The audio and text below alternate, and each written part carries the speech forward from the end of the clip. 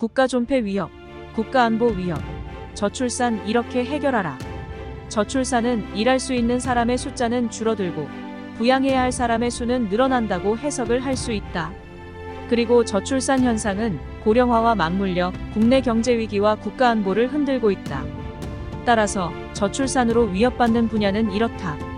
노동 공급 규모 감소와 노동 생산성 하락, 저축 감소 및 투자 위축, 재정 수지의 악화, 성장 잠재력의 저하, 그리고 가장 위태로운 국가 안보 위협을 가져오게 될 것이다. 연간 20만 명 이상의 신생아 수가 유지가 되어야 군 입대 자원도 유지할 수 있는데 점점 군 입대 자원이 부족한 현실이다. 1970년대 초반에 출생아가 100만 명에 달하던 시절에서 2024년 현재 우리나라 한해 출생 신생아들 수는 25만 명에서 26만 명 수준의 신생아를 출생시키고 있고 점점 출산율이 저하되고 있다. 북한의 안보 위협과 중국, 일본, 러시아의 안보 위협 또한 저출산으로 인한 병력 저하로 언제라도 우리에게 위협적으로 직면할 수 있는 위치에 놓여 있고 그러한 지정학적 위치에 있는 나라가 대한민국이다. 군사자원 투입 인간 병력은 최첨단 국방력의 원천이고 요소이므로 가장 강력한 위협적인 존재인 저출산부터 해결해야 국방력도 살아나게 된다. 저출산 원인을 먼저 알아보자.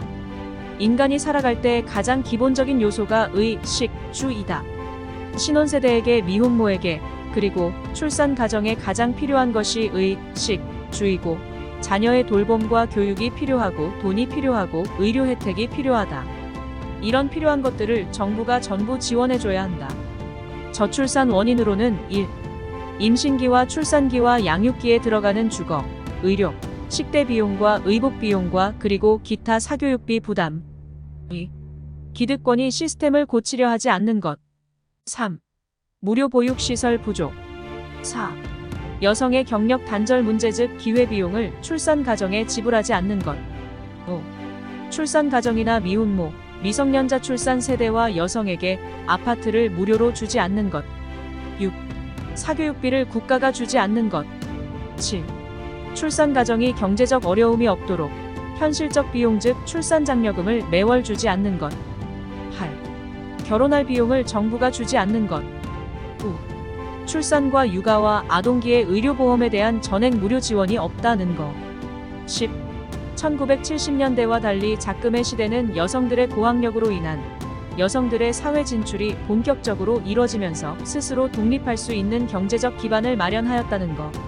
고로 인해 우리나라는 출산율 하락을 경험하고 있으며 여성들의 경제적 독립으로 인한 비결혼, 저출산으로 인한 가장 강력한 국가 존폐 위기와 위협을 받고 있다. 저출산을 극복하기 위한 정책으로 아래와 같이 해결 방안을 제시해본다. 지금은 20대, 30대 여성들의 고학력과 20대, 30대 여성들의 취업률이 높은 만큼 그에 합당한 기회비용을 산모에게 지불하는 출산 정책을 펴야 할 것이다. 참고하시기 바란다. 1. 기회비용에 대한 지불을 현실에 맞게 해야 한다. 직장을 다녀서 월급을 받을 건데 출산을 선택해서 아이를 낳으니 대학 교육까지 받고 직장까지 다니다가 돈을 벌지 못하면 억울하지 않겠나? 기회비용에 대한 대가를 정부는 줘야 한다. 2. 아파트와 양육비를 현실에 맞게끔 줘야 한다. 3. 어린이집 유치원 비용을 국가에서 전액 지원해줘야 한다. 4. 맞벌이 부부를 위해 육아도우미 비용을 국가에서 전액 지급 보장해야 한다. 5. 육아 후에는 출산 여성이 일할 곳을 언제라도 정부는 마련해줘야 한다. 6. 또한 출산 여성이 일자리를 찾을 때까지 국가에서 구직급여로 최저월급을 매월 지급해야 한다. 출산 세대 본인들이 살기 힘겨움을 느끼면 또한 자식들에게 부모가 겪어본 힘겨운 현실을 대물림하고 싶지 않은 게 부모인 관계로 출산을 꺼려하는 사회 풍조가 만들어진다. 7. 누구든지 어떤 형태이든지 출산을 한 가정이나 세대나 미혼모나 독신녀나 가리지 않고 출산부터 양육 시기인 아동기까지 의료보험의 전액 무료 혜택을 줘야 한다. 아프면 병원 가야 한다. 병원비가 무서워서 병원을 못 갈 것 같으면 출산율을 끌어올릴 수가 없다. 의료보험 전액 무료 지원 보장해야 한다. 8. 마지막 해결 방안으로는 비출산 가정, 독신 가정, 비출산 세대에게 비출산에 대한 책임을 물어 비출산 세금을 물어야 하고, 이에 국민들은 동조를 해줘야 할 것이다. 출산정책 재정조달 방법으로는 아래와 같다. 전국민 비출산 연대 책임 세금을 신설하여 그 세금으로 출산 가정을 도와줘야 한다. 정부는 이 점을 명심해야 한다. 국민들에게 세금을 더 걷어서라도 출산 가정과 출산 여성과 신생아의 성장기까지의 아낌없는 정부의 정책을 펴야 할 것이다. 또한 출산하지 않은 세대는 독거세대이든 결혼한 세대이든 비출산에 대한 사회적 연대 책임을 세금으로 물려야 할 것이다. 즉 국가 존립의 책임을 물어 비출산 독거세대 결혼세대에게 사회연대 책임 세금을 의무화해서 받아야 할 것이다. 연대 책임을 물어야 한다. 1970년대 초반까지만 하더라도 한 해 출생아가 100만 명에 달하던 시절이 있었다. 그 시절엔 여성 고용률이 거의 없고 여성의 학력 수준이 낮았던 시대였다. 허나 지금은 20대 여성들의 고학력과 20대 여성들의 취업률이 높은 만큼 그에 합당한 기회비용을 산모에게 지불하는 출산 정책을 펴야 할 것이다.